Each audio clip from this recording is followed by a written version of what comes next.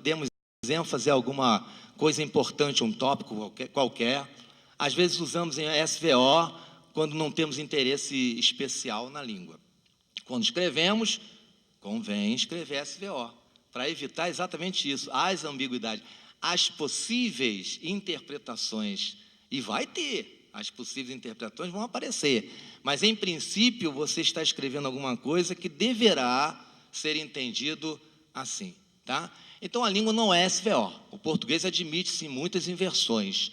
De repente alguém está interessado em saber sobre essas inversões, sobre essas colocações especiais, por que nós falamos amanhã eu vou à praia e não eu vou à praia amanhã. Parece que é muito melhor falar amanhã eu vou à praia, ou então amanhã eu não vou à praia. Estamos marcando o tempo, né? E se a praia é importante, talvez alguém diria, a praia eu vou amanhã. Veja como tem uma conotação especialíssima quando eu digo a praia, eu vou amanhã. Tem que ter alguma coisa que motivou essa frase, que essa frase não é normal, mas ela existe em português.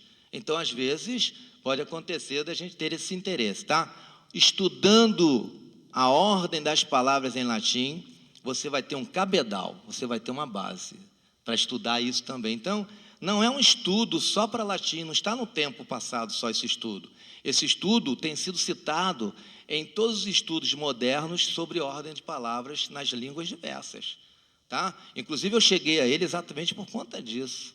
Eu descobri que ele existia porque, num estudo de ordem de palavras sobre o português, estudando Eunice Pontes, por exemplo, o tópico em português está citado. Então, ele é citado lá também. Então, é importante a tradução desse livro por essas duas razões.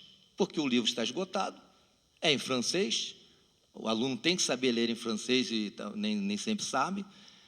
Não sei onde ele vai encontrar o livro, ele só vai ter que correr atrás de bibliotecas de universidades importantes, nem todas têm.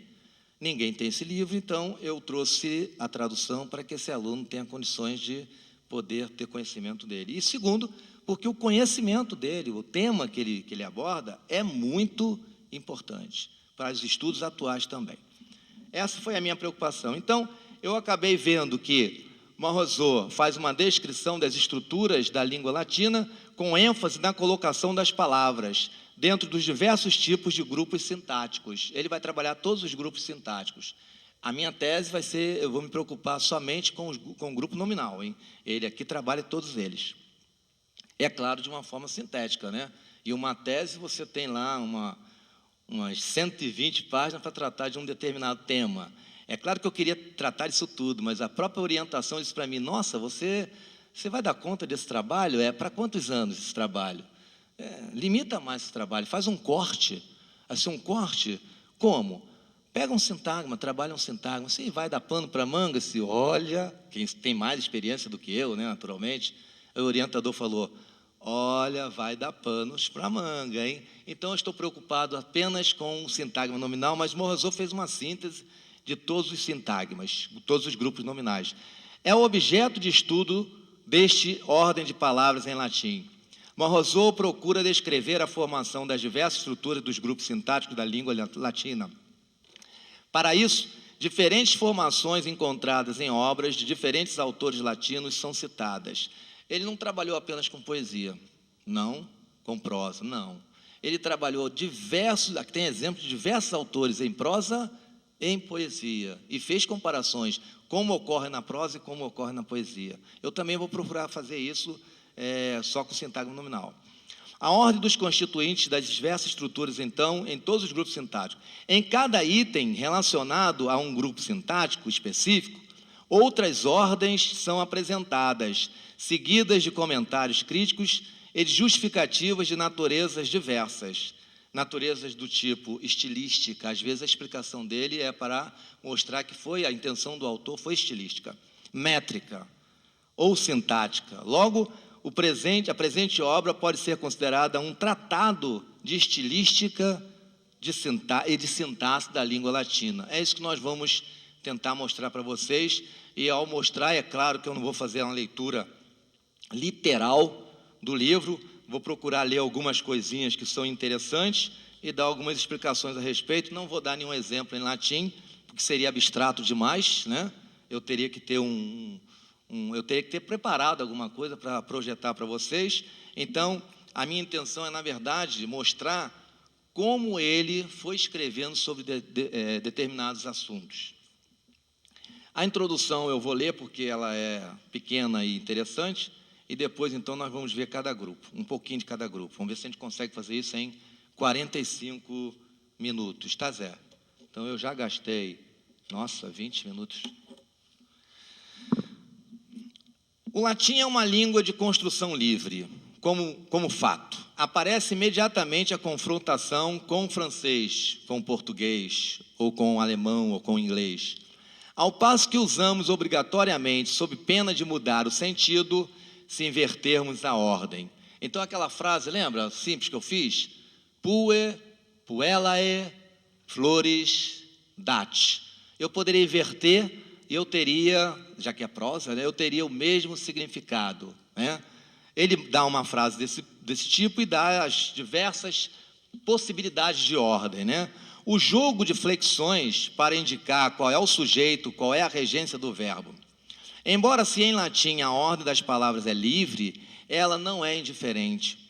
A escolha da construção é determinada em cada caso particular por considerações muito diversas, de uso, de sentido, de estilo, de ritmo, que é difícil de reduzir em sistema, mas que possibilita a observação de certas leis ou tendência. Então, a primeira coisa que ele pensou para poder comparar e fazer comentários é que o latim apresenta de fato uma ordem que eu posso dizer natural. Assim como a gente tem dito que o português tem uma ordem natural SVO, eu posso dizer que o latim tem a seguinte ordem natural: nominativo, advérbio ou locativo, dativo, acusativo e verbo.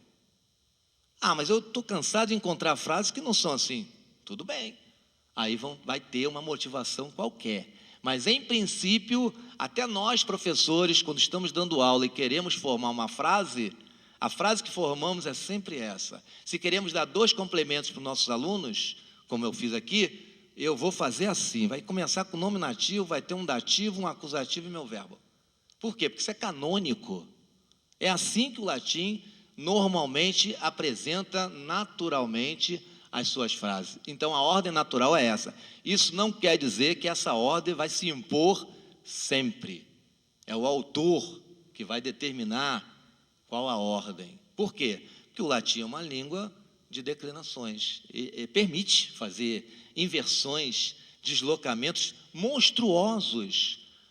No verso, Horácio principalmente, você tem uma frase e lá dentro da estrutura, um acusativo é constituído de um sintagma nominal complexo. Eu diria, um determinante do tipo pronome, em latim. Pensando em português, você pode ver isso também. Um núcleo substantivo, um genitivo ou um adjetivo. A ordem seria determinante, adjetivo, se ele for qualificativo, e o substantivo. Mas eu montei um verso, uma estrofe. Pasmem vocês, estou traduzindo, encontro o meu nominativo, meu verbo está até lá no final do meu verso, encontro o núcleo do acusativo, mas vou encontrar o meu determinante pronome e o meu adjetivo em 2, 3 versos depois, que é uma loucura. Eu acho isso uma loucura. Aí nós, estudiosos atuais, eu, pelo menos, penso assim, ficamos pensando, como eles entendiam isso? Como é que pode falar assim e no final da fala a pessoa entendeu o que se falou, como eu estou falando aqui para vocês, vocês estão entendendo? Claro, eu estou usando a ordem natural da língua portuguesa. Então, eles também usavam lá a ordem natural da língua latina. E quando havia essas inversões, Marroso diz, tem uma motivação e você encontra isso em Horácio. E a motivação é, eu vou tentar até provar isso, estilística. É um metro que faz isso. Ele tem um objetivo, formar o metro. E, às vezes, um pronomezinho de 4 sílabas, que pode, vamos botar de 2 sílabas, que pode criar um pé, um tipo de pé diferente que não vai se enquadrar no meu verso. Não tem verso para aquele pé. O ritmo longa, breve, longa, breve, longa, longa, breve, breve, longa, breve. Não vou conseguir fazer isso. Então eu tiro ele dali e jogo para o outro verso. Se ele se encaixar, tudo bem. Senão eu jogo para o outro verso.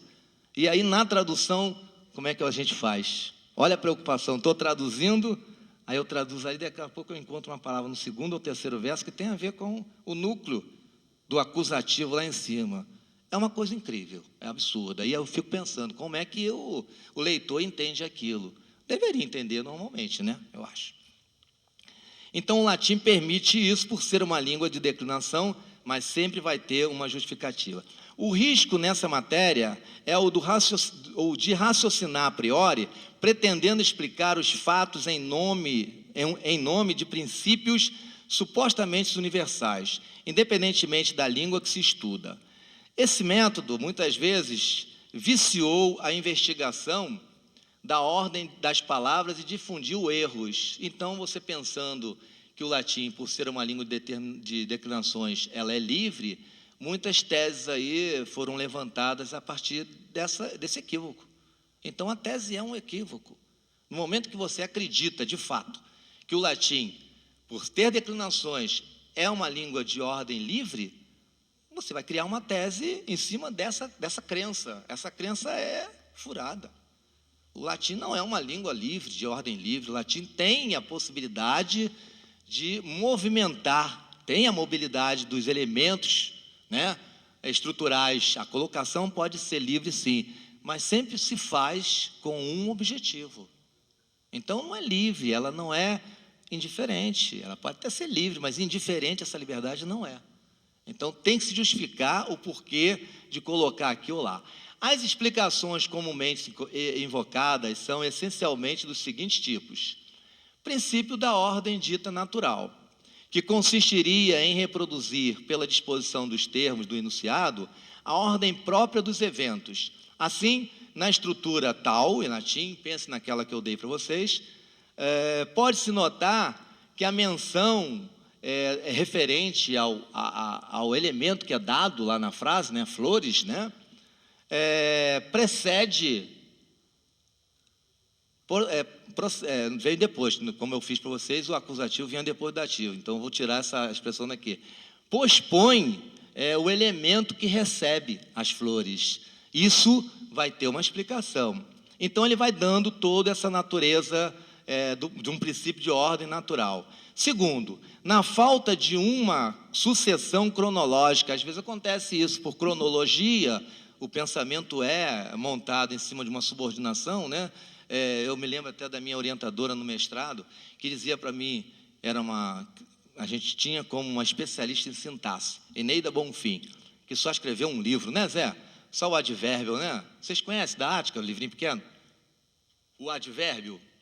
É o único livro que ela escreveu de fato, mas ela era estudante, era estudiosa de história da língua, de latim, e especialmente para a pós-graduação, mestrado e doutorado, sintaxe.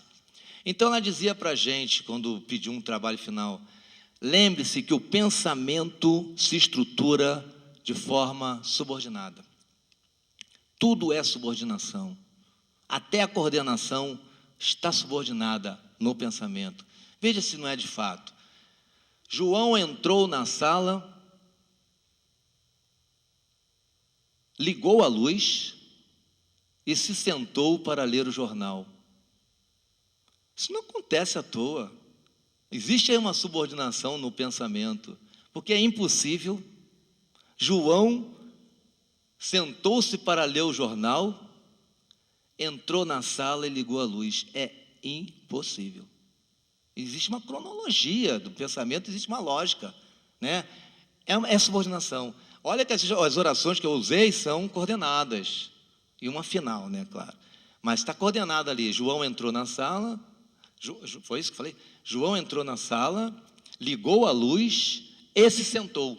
Então tem aí uma coordenação, período composto por coordenação, né? Que, aliás, ela sempre dizia, não se fala nunca em período composto por coordenação, porque o período só pode ser composto por subordinação, isso estruturalmente, né? E o período no pensamento é sempre subordinado. Existe uma lógica no pensamento, né? Então, eu me lembro muito bem quando ela falava isso. Então, ele se baseia nesse princípio, na falta de uma sucessão cronológica, invoca-se, às vezes, uma sequência psicológica, que conduz a ordenar os termos do enunciado na ordem que as noções correspondentes são apresentadas ao espírito. Pensamento, tá? Eu traduzi como espírito. Ok? Terceiro, é necessário admitir no espírito, no pensamento, uma hierarquia de noções que determinaria no enunciado uma disposição paralela dos termos. Será que a estrutura do pensamento tem a mesma nomenclatura, né, a mesma classificação estrutural nos livros, por exemplo? O que eu chamaria determinada oração, essas que eu fiz, de coordenada assindética, a segunda coordenada assindética, a terceira coordenada aditiva, será que no meu pensamento eu também daria essa classificação? Eu diria que existe um pensamento principal, uma ideia principal, e as outras duas são subordinadas a ela, como acontece num período subordinado, né? Que você tem, por exemplo, nós sabemos que o nosso congresso foi útil. Então, nós sabemos, tem um objeto direto, então, que o nosso congresso foi útil, é um objeto direto, é uma oração subordinada, objetiva, direta, né? Nós sabemos dessa classificação, né? Então, mas será que eu posso fazer como a gramática normalmente faz? Oração principal, nós sabemos. Oração subordinada, que o congresso foi útil. Será que isso é legal? Ou é melhor pensar como Perini, naquele seu livro, me ajude, Zé? Gramática descritiva da língua portuguesa, que ele chama isso de uma única oração. Então, nós sabemos que a aula foi boa, é uma única oração e é complexa. Poderia ser uma oração única também, simples. Nós sabemos isto, nós sabemos o caso. Mas se eu botei no lugar do objeto direto simples uma oração, eu encaixei uma oração subordinada. Mas não quer dizer que a outra é a principal. A principal nós sabemos que a aula foi boa. Ou é melhor assim? Não sei o que vocês podem pensar. Se os professores ensinam assim, eu não sei. Eu ensino assim. Nós sabemos que a aula foi boa, é a oração principal. E que a aula foi boa, e não é nem que a aula foi boa, mas sim, a aula foi boa, é a oração subordinada. O que não está nem na oração subordinada, porque se ela estiver, eu não posso nem chamar aquilo de oração. Se começa com o quê? Como é que é uma oração? A oração é só sujeito e predicado.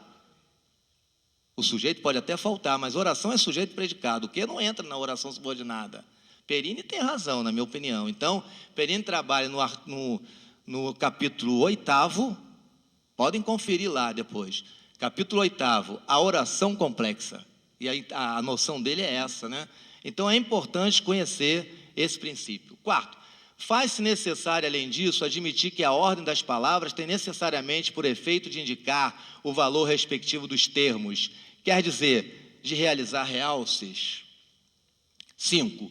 Explica-se, enfim, de bom grado, a escolha da ordem pelas preocupações de harmonia ou de eufonia, pela tendência de realizar certas formas estruturais, como paralelismo, aproximação, quiasmo.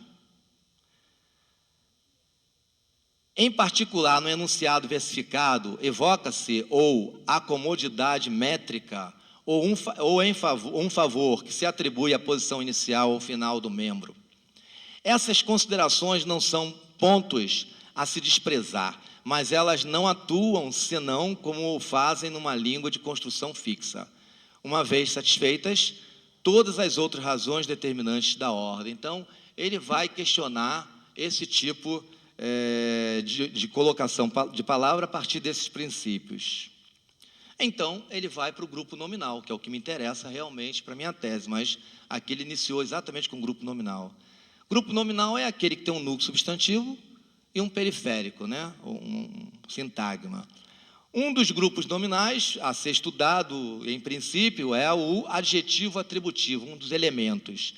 Então, ele diz que o adjetivo atributivo, a determinação transportada para o adjetivo pode ser de dois tipos, de qualificação e de discriminação. Em latim, o qualificador vem antes do substantivo, né? O descritivo vem depois do substantivo. Então, isso é normal no latim. Ah, mas eu já vi adjetivo antes do substantivo em latim. Já vi adjetivo depois do substantivo. Sim, se ele determinar, se ele qualificar é uma coisa, se ele determinar descrevendo é outra, né? Então, não é aleatório isso. O fato de ter um substantivo adjetivo ou ter um adjetivo substantivo não é aleatório. Tem um porquê disso. Ele dá suas explicações. Mostra o que são os descritivos e os qualificativos. Depois ele trata do realce por inversão. Então, ele trata a inversão. Então, quer dizer que pode acontecer do qualificativo vir depois do substantivo.